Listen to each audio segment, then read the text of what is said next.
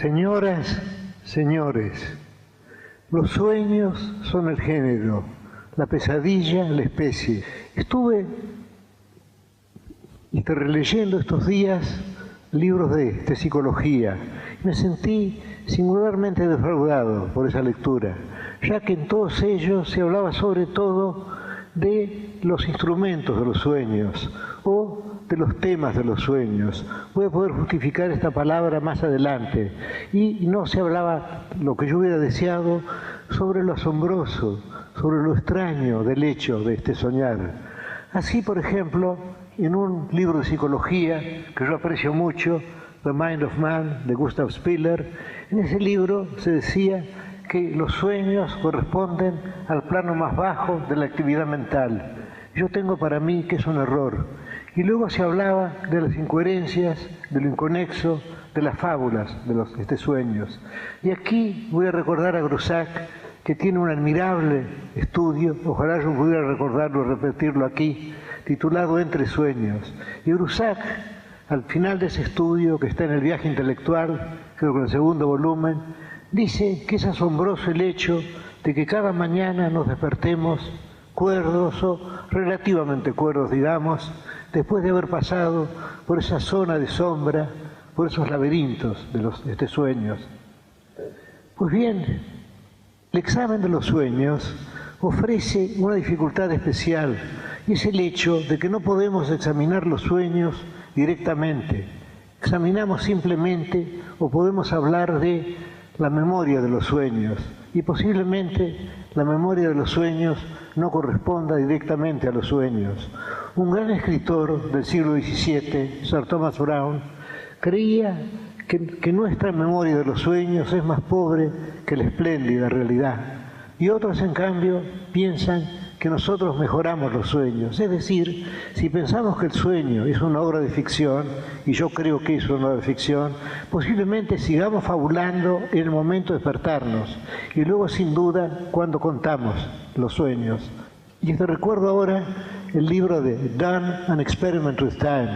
Yo no estoy de acuerdo con la teoría de Dunn, pero es una teoría tan hermosa que merece ser recordada. Para simplificarla, voy yendo de un libro a otro, mis memorias son muy superiores a mis pensamientos.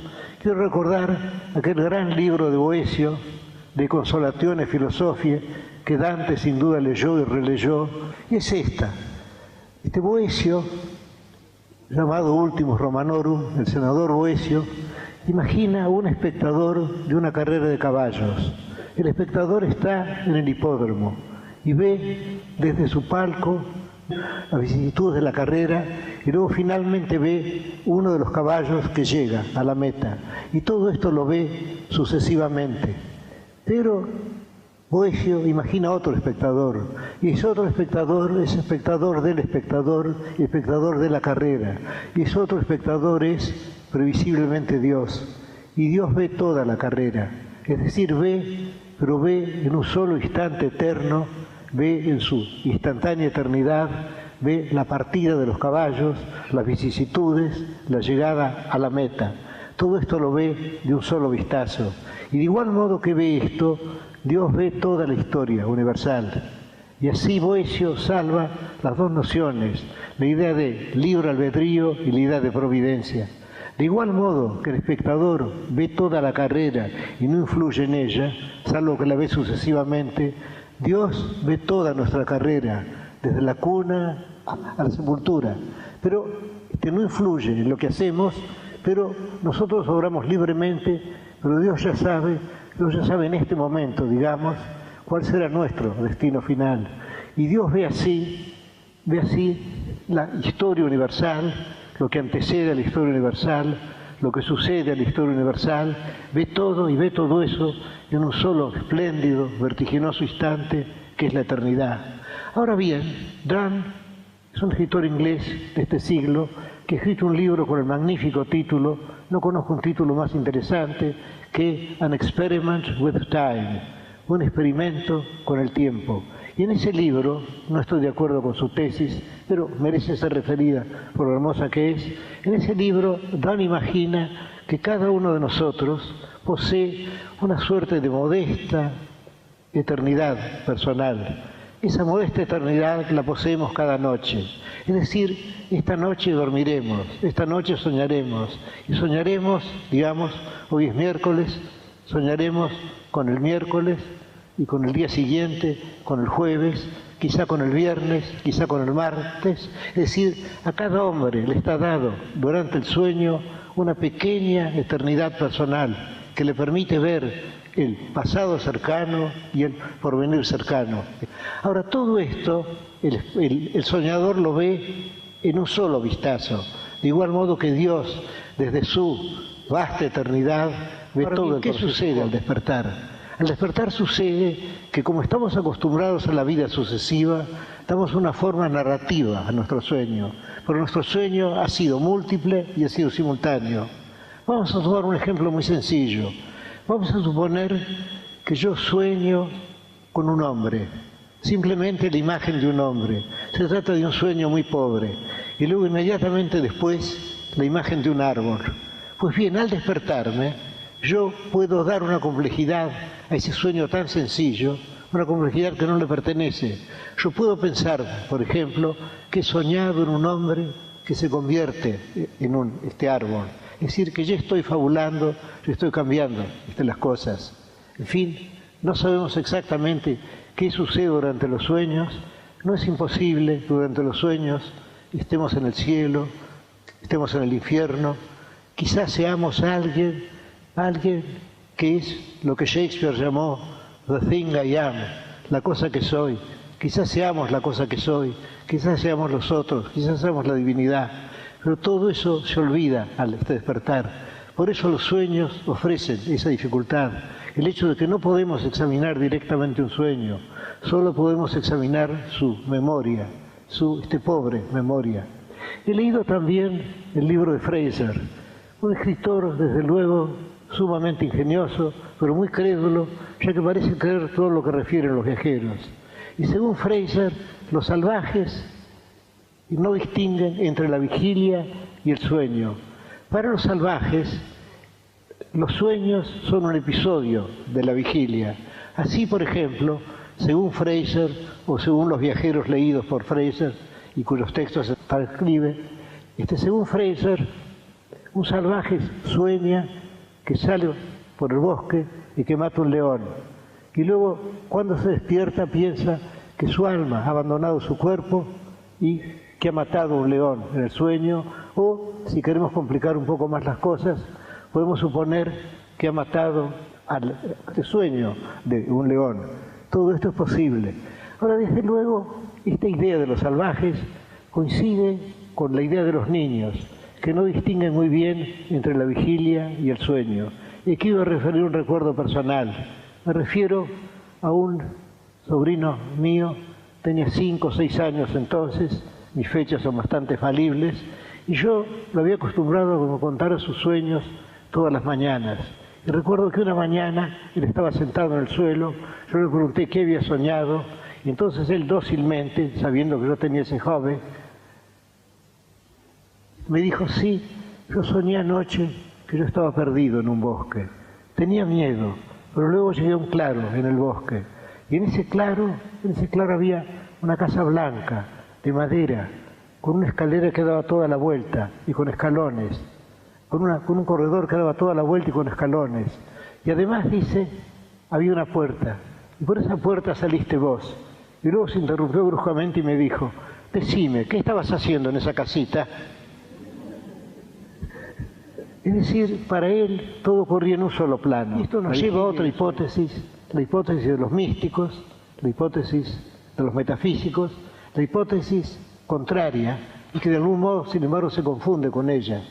Para el salvaje o para el niño, los sueños son un episodio de la vigilia, pero para los poetas y para los místicos no es imposible que toda la vigilia sea un sueño. Y esto lo dice de un modo seco y lacónico Calderón, La vida es sueño, y lo dice ya con una imagen, lo dice Shakespeare, cuando dice: estamos hechos de la misma madera que nuestros sueños, we are such stuff as dreams are made on. Pero lo dice sobre todo espléndidamente el poeta austríaco Walter von der Vogelweide, que se pregunta, y el tono dubitativo conviene al dubitativo de su ánimo, se pregunta, lo diré en mi mal alemán primero y luego en mi mejor español, digamos, ¿Ist mir mein Leben geträumet oder ist es wahr? ¿He soñado mi vida o fue un sueño? Él no está seguro. Y esto nos lleva desde luego al solipsismo, a la sospecha de que solo haya un soñador. Ese soñador es cada uno de nosotros. Ese soñador en este momento, tratándose de mí, está soñándolos a ustedes. Tratándose de cada uno de ustedes, está soñando esta sala y esta conferencia. Y hay un solo soñador, y ese soñador sueña todo el proceso cósmico, sueña toda la historia universal anterior, sueña incluso su niñez, su mocedad. Todo esto puede no haber ocurrido, en este momento empieza a existir, empieza a soñar, y es cada uno de nosotros, no los otros, es cada uno.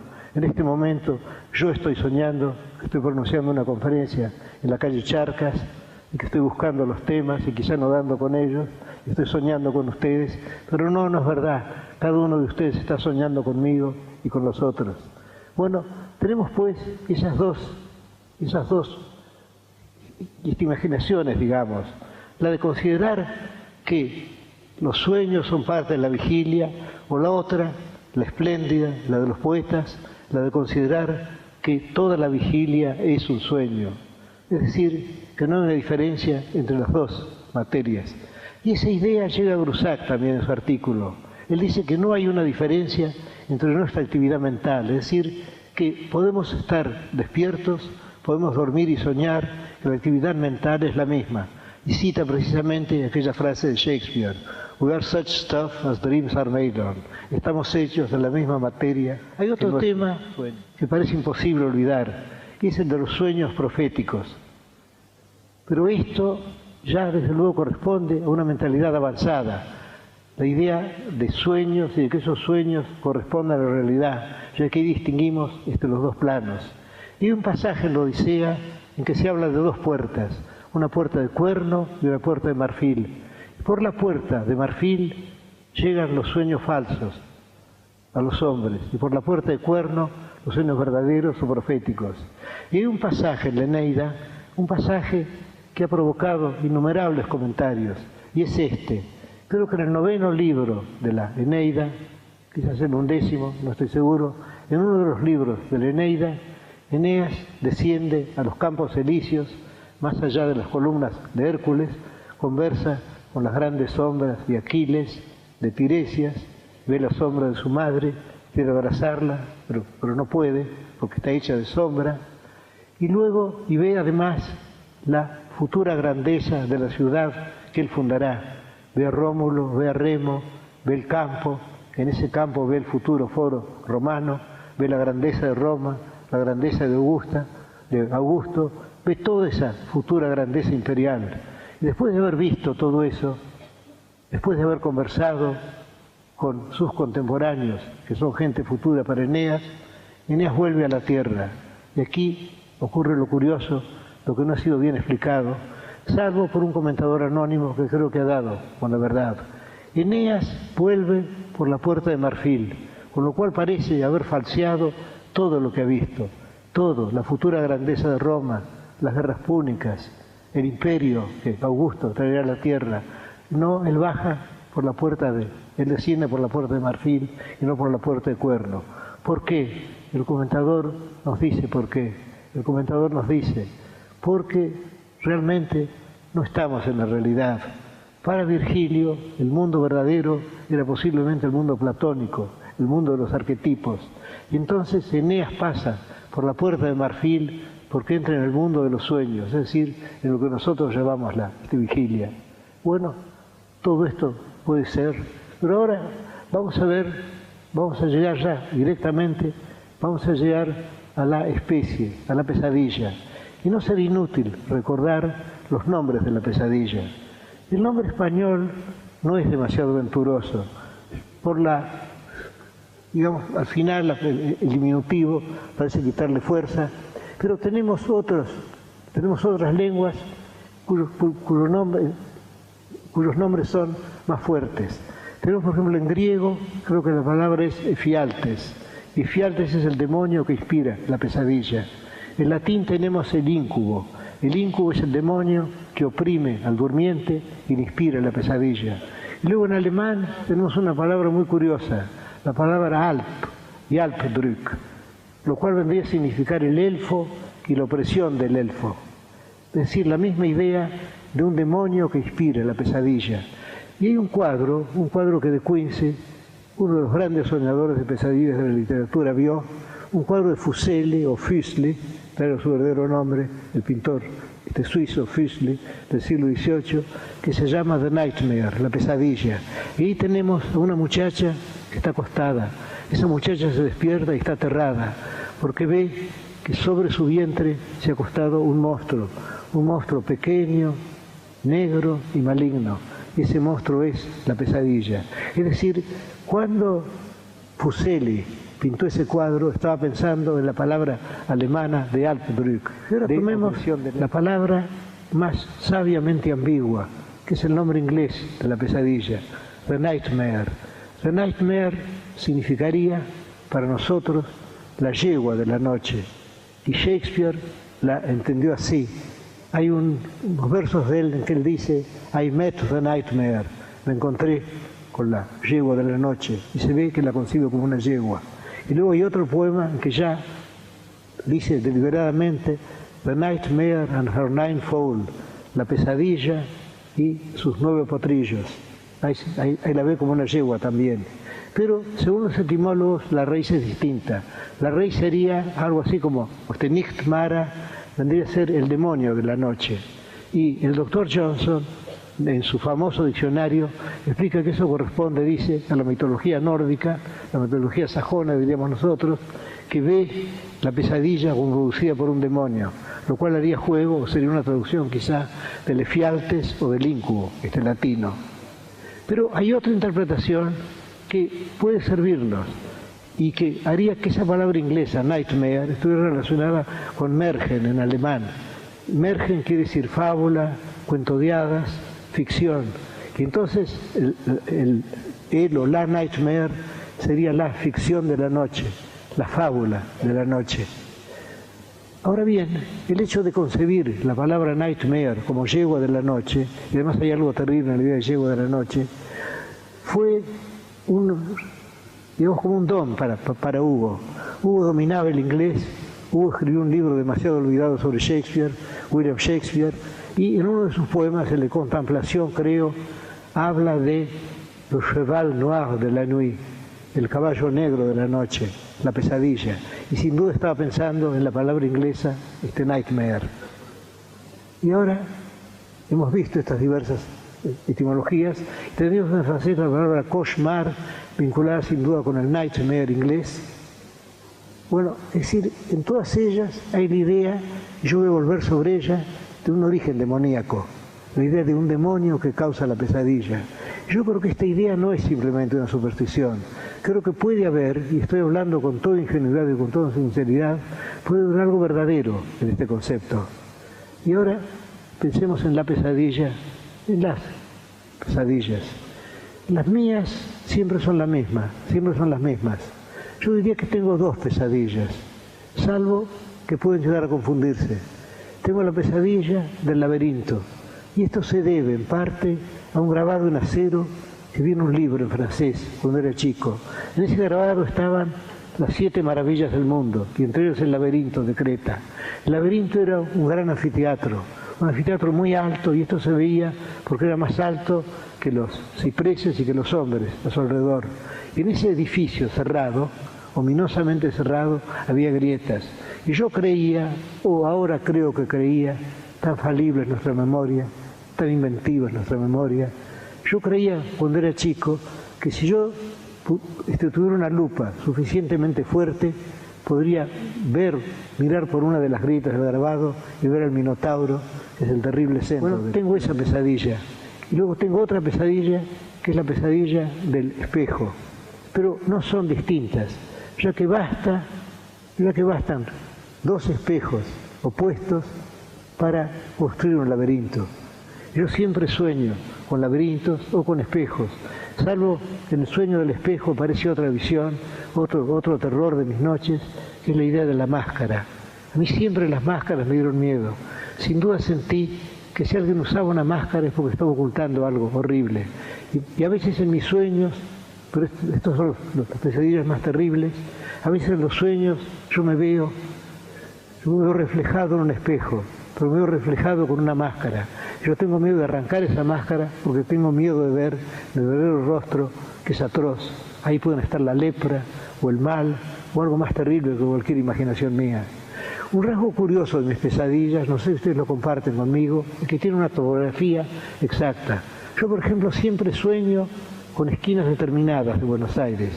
Estoy, por ejemplo, en la esquina de La Prida y Arenales, digamos, o en la esquina de Balcarce y Chile. Yo sé exactamente dónde estoy y sé que tengo que dirigirme a algún lugar bastante lejano. Ahora, esos lugares en el sueño tienen esa topografía precisa, pero son completamente distintos. Pueden ser desfiladeros, pueden ser ciénagas, pueden ser junglas, eso no importa. Yo sé que estoy exactamente en tal esquina de Buenos Aires, aunque esa esquina sea una serranía, una jungla. Tengo esas dos pesadillas y luego, como digo, tengo la pesadilla del espejo, la de la máscara, la del laberinto, pero aquí hay algo muy importante, y es que en las pesadillas lo importante no son las imágenes, lo importante, como Coleridge, decididamente estoy citando a los poetas, descubrió, lo importante es, digamos, la sensación que produce el sueño. Es decir, la imagen del sueño es lo de menos. Las imágenes son estímulos. Yo dije al principio que había leído muchos tratados de psicología, que no había encontrado nada bueno en ellos. Y debía haber dicho que he encontrado en cambio textos de poetas que son singularmente iluminativos. El primero es de Petronio. Se trata de una línea de Petronio citada por Addison y que dice que el alma, cuando está libre de la carga del cuerpo, juega. Creo que dice exactamente et mens sine pondere ludit. Y el alma, sin el peso del cuerpo, juega. Ese sería un texto. Y luego hay otro que está en un soneto de Góngora, y donde está exactamente expresada la idea de que los sueños y la pesadilla, desde luego, son ficciones, son creaciones literarias.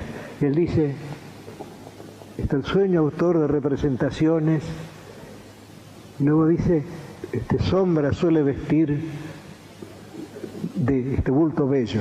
Es decir, la idea de que el sueño viene a ser como una representación. Y esa idea la retomó Addison a principios del siglo XVIII, en un excelente artículo publicado en la revista The Spectator. Y él empieza citando a Sir Thomas Browne. Sir Thomas Browne dice que los sueños nos dan una idea de la excelencia del alma, ya que el alma está libre del cuerpo y entonces se pone a jugar y a soñar. Él cree que hay una libertad, que el alma goza de una libertad. Y Addison dice que efectivamente el alma, cuando está libre de la traba del cuerpo, imagina, y que puede imaginar con una facilidad que suele no tener en la vigilia. Dice además Addison que de todas las operaciones del alma, o de la mente, diríamos ahora, no usamos la palabra alma, de las operaciones de la mente, la más difícil es la invención. Sin embargo, en el sueño, nosotros inventamos de un modo tan rápido que equivocamos nuestro pensamiento con lo que soñamos. Por ejemplo, leer un libro. Y la verdad es que estamos inventando cada una de las palabras del libro, cada una de las frases del libro, pero no nos damos cuenta y lo tomamos por ajeno. Y yo he notado en muchos sueños ese trabajo previo, digamos, ese trabajo de preparación de las cosas. Por ejemplo, una pesadilla que yo tuve y que ocurrió, yo lo sé exactamente, en la calle Serrano, creo que era Serrano y Soler, salvo que no se parecía a Serrano y Soler, pero yo sé que todo esto ocurría en un paisaje muy distinto, pero yo sabía que estaba en la vieja calle Serrano, en Palermo. Yo me encontraba con un amigo un amigo que te ignoro, pero en el sueño yo sabía que era un amigo, y yo lo veía y estaba muy cambiado. Yo nunca había visto su cara, pero sabía que su cara no podía ser esa. Estaba muy cambiado, estaba muy triste, su rostro estaba marcado por la pesadumbre, por la enfermedad, quizá por la culpa, y tenía la mano adentro del saco. Esto es importante para el sueño, decir que yo no podía ver la mano derecha estaba en el saco, del lado de este corazón. Entonces yo lo abracé, yo sentí que necesitaba que yo lo ayudara, y le dije, mi pobre fulano, ¿qué te ha pasado? ¿Qué cambiado estás? Y él me dijo, sí, estoy muy cambiado. Y fue lentamente sacando la mano. Cuando sacó la mano, yo vi que la mano ya no era una mano, sino la garra de un pájaro. Ahora, lo extraño de esto es que desde el principio el hombre tenía la mano escondida. Es decir, yo desde el principio había preparado, sin saberlo, esa invención. Eso de que el hombre tuviera una garra de pájaro y que yo viera lo terrible del cambio y lo terrible de su desdicha, ya que estaba convirtiéndose en un pájaro. Y eso ocurre en los sueños también, y generalmente en los sueños en que nos preguntan algo, no sabemos contestar, luego nos dan la contestación, nos quedamos atónitos, la contestación puede ser absurda, pero es exacta en el sueño, y sin embargo nosotros hemos preparado todo. Es decir, creo que podríamos llegar a esta conclusión. Podemos llegar a la conclusión que me parece, no sé si científica, pero me parece verosímil, de que los sueños son la actividad estética más antigua. Sabemos que los animales sueñan también. Hay versos latinos en que se habla del lebrel que ladra tras la liebre que persigue. Es decir, que tendríamos en los sueños una actividad estética que sería la más antigua de todas. Y muy curiosa, y esto que quiero agregar lo que dice Addison. Addison dice, confirmando lo que Góngora había dicho y lo que él no sabía, el sueño autor de representaciones, Addison dice que en el sueño somos el teatro, pero no solo somos el teatro, sino que somos el auditorio, los actores,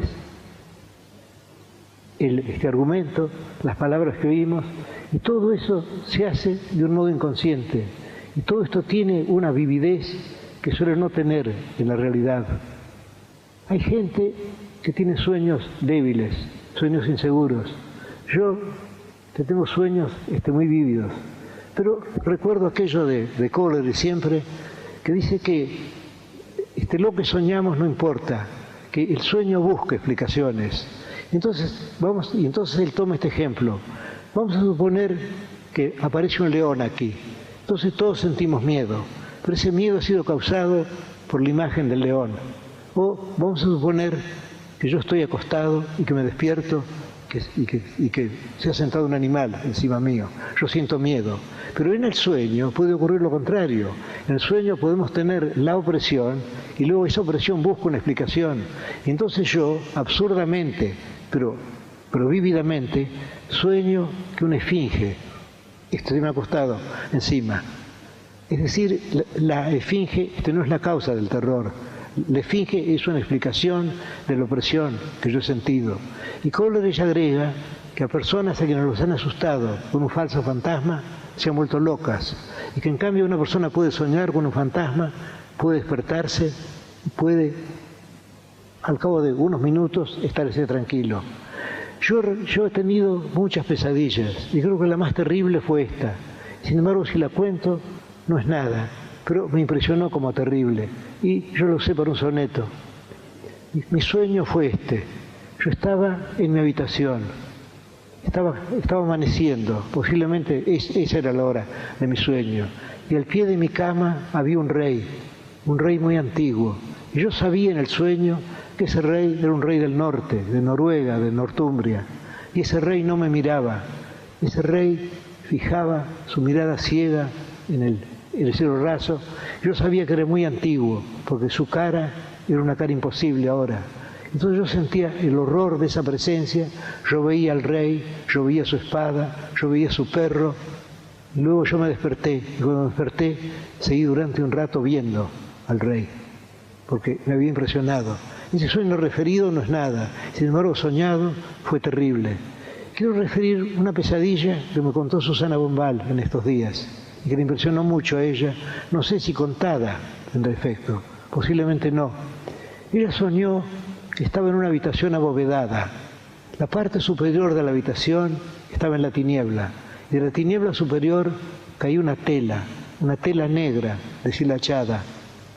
Y ella tenía una tijera un poco grande en la mano, una tijera un poco incómoda. Y ella tenía que cortar las hilachas que pendían y que eran muchas de la tela. Y lo que ella veía abarcaría 1,5 metros, tendría 1,5 metros de ancho, 1,5 metros de largo, y luego se perdía en la tiniebla superior. Y ella cortaba y sabía que nunca llegaría al fin de eso, y tuvo la sensación de horror que es la pesadilla. Porque la pesadilla es, ante todo, bueno, he contado 2 pesadillas verdaderas, y ahora voy a contar 2 pesadillas de la literatura, que posiblemente fueron verdaderas también. En la última conferencia yo hablé de Dante y me referí al nobile castello, al noble castillo del canto 4 del infierno. Y ahí Dante refiere cómo él, guiado por Virgilio, llega al primer círculo y él ve que Virgilio palidece y él piensa, si Virgilio está palideciendo al entrar en el infierno que es su morada eterna, ¿cómo no voy a sentir miedo yo? Y le dice a Virgilio que está aterrado, pero Virgilio lo urge, le dice, bueno, yo iré delante, y entonces llegan inesperadamente, porque se oyen además infinitos ayes, pero ayes que no son de dolor físico, son ayes que significan algo más grave. Y luego llegan inesperadamente a un noble castillo, un nobile castello.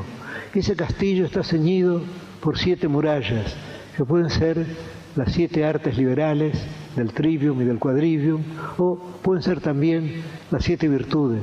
No importa, posiblemente Dante sintió que la cifra era mágica, bastaba con esa cifra que tendría sin duda muchas justificaciones. Y luego se habla también de un arroyo que desaparece después y de un fresco prado. Pero ese prado desaparece después, y cuando se acercan a él, lo que ven es esmalte, es decir, ven no el pasto que es vivo, sino una cosa muerta, y avancen hacia ellos 4 sombras. Y esas sombras son las sombras de los grandes poetas de la antigüedad. Ahí está Homero, espada en mano, ahí está Ovidio, ahí está Lucano, ahí está Horacio. Y luego Virgilio le dice que salude a Homero, a quien Dante reverenció tanto y a quien nunca leyó, le dice, honorate el altísimo poeta, y Homero avanza, espada en mano, y entonces admiten a Dante como el sexto en su compañía, Dante, que no ha escrito todavía la Divina Comedia, porque está escribiéndolo en ese momento y que se sabe capaz de escribirla. Y luego le dicen cosas que no conviene repetir. Podemos pensar en un pudor de Dante, pero yo creo que hay una razón más honda. Él habla de quienes habitan el noble castillo. Ahí están las grandes sombras de los paganos, los musulmanes también. Todos ellos hablan lentamente y suavemente y tienen rostros de gran autoridad, pero están privados de Dios. Ahí está la ausencia de Dios. Ellos saben que están condenados a ese eterno castillo, ese eterno y decoroso castillo, sin embargo, terrible. Y luego ahí están también Aristóteles, el maestro de color quisano, el maestro de quienes saben, ahí están los filósofos presocráticos, está Platón, y está también solo y aparte el gran sultán, Saladino.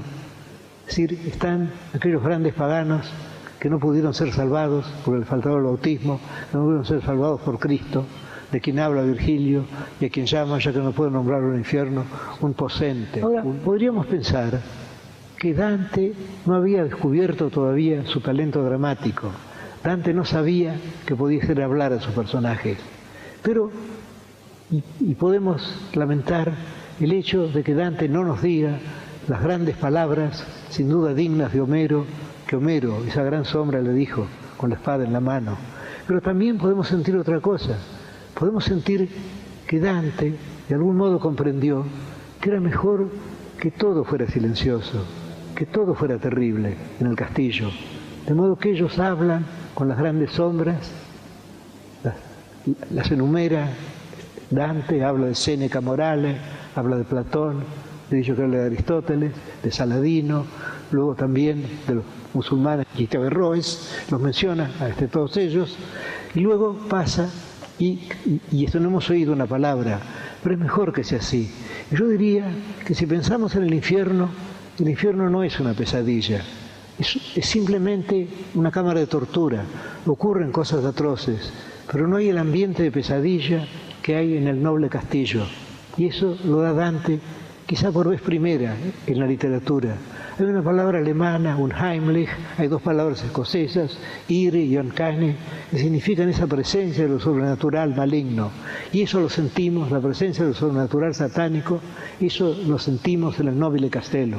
Pero hay otro ejemplo que fue elogiado por De Quincey, otro ilustre soñador de pesadillas, que viene a ser, está en el libro segundo, el Prelude de Wordsworth, y que recapitularé así, de este modo. Que dice Wordsworth, y esta preocupación es rara, si pensamos que él escribía a principios del siglo XIX, que él estaba preocupado por el peligro que corrían las artes y las ciencias, que estaban a merced de un cataclismo cósmico, cualquiera. En aquel tiempo no se pensaba en esos cataclismos, ahora podemos pensar en un cometa, podemos pensar, en fin, que toda la obra de la humanidad misma puede ser destruida en cualquier momento, pensamos en la bomba atómica, en fin, pero en aquel tiempo esa idea era una idea rara. Y luego él dice que él conversó con un amigo, pensó, qué horror pensar que las grandes obras de la humanidad, que la ciencia y las artes estén a merced de un cataclismo cósmico, de un cataclismo astronómico, cualquiera. Y el amigo le dijo que él a veces había pensado eso también, aunque al principio trató de disuadirlo. Entonces Wordsworth le dijo, sí, yo he pensado en eso, y ahora viene el sueño, que me parece a mí la perfección de la pesadilla, porque ahí están los dos elementos. El elemento de las pesadillas, que son episodios, digamos, de malestares físicos, de una persecución, y también el elemento del horror, sobrenatural. Pues bien, Wordsworth dice que él estaba en una gruta de frente al mar, que era la hora del mediodía, y que él estaba leyendo El Quijote, uno de sus libros preferidos. Estaba leyendo, dice, las aventuras del caballero andante, que Cervantes historia, no lo menciona directamente, pero ya sabemos de quién se trata. Y luego dice, dejé el libro, me puse a pensar, pensé precisamente en el tema de las ciencias y de las artes, y luego llegó la poderosa hora del mediodía, el bochorno del mediodía. Ahí está Wordsworth sentado en su gruta, frente al mar, alrededor está la playa, las arenas amarillas, y luego él dice, sleep seized me and I passed into a dream. El sueño se apoderó de mí y entré en un sueño. Y ahora entramos en el sueño que fue tan justicieramente elogiado por De Quincey, que está en el libro cero del poema de Prelude, ese largo poema de Wordsworth que poca gente lee ahora. Pues bien, el sueño fue así. Él se queda dormido en la gruta, frente al mar, entre las arenas doradas de la playa. Pero en el sueño él está rodeado de arena, pero esa arena es la de un negro Sahara, esa arena negra, y no hay agua, no hay mar. Él está en el centro del desierto. Uno siempre está en el centro de un desierto. Y está horrorizado, pensando qué puede hacer para huir del desierto, cuando ve que a su lado hay alguien. Y ese alguien es, extrañamente, sorprendentemente, es un árabe of the Bedouin tribe, de la tribu de los beduinos. El árabe cabalga este camello y tiene en la mano derecha una lanza y tiene bajo el brazo izquierdo una piedra y en la mano tiene un caracol. Todos estos símbolos se explicarán después. Y entonces el árabe le dice que su misión es salvar las artes, el arte y las ciencias. Y luego le acerca el caracol al oído. El caracol es de extraordinaria belleza. Y entonces Wordsworth, en un idioma que yo no conocía, pero que yo entendí, nos dice, oyó una profecía, una suerte de oda apasionada, profetizando que la tierra estaba a punto de ser destruida por el diluvio. Entonces se habla de la destrucción de los hijos de la tierra por el diluvio que la ira de Dios envía. Entonces el árabe le dice que es verdad, que el diluvio se acerca, pero que él tiene una misión. La misión de él es salvar la ciencia y el arte. Entonces le muestra la piedra, y la piedra es curiosamente la geometría de Euclides, sin dejar de ser una piedra.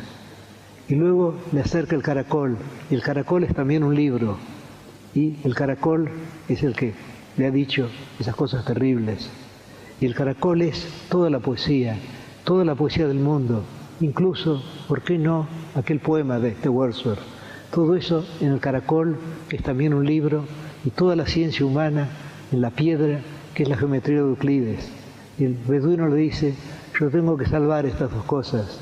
El beduino vuelve hacia atrás la cara, y hay un momento en el cual él ve que la cara del beduino cambia, la cara está llena de horror. Entonces él también mira hacia atrás y ve una gran luz que ya ha inundado la mitad del desierto, y esa gran luz es la de las aguas del diluvio que van a destruir la tierra.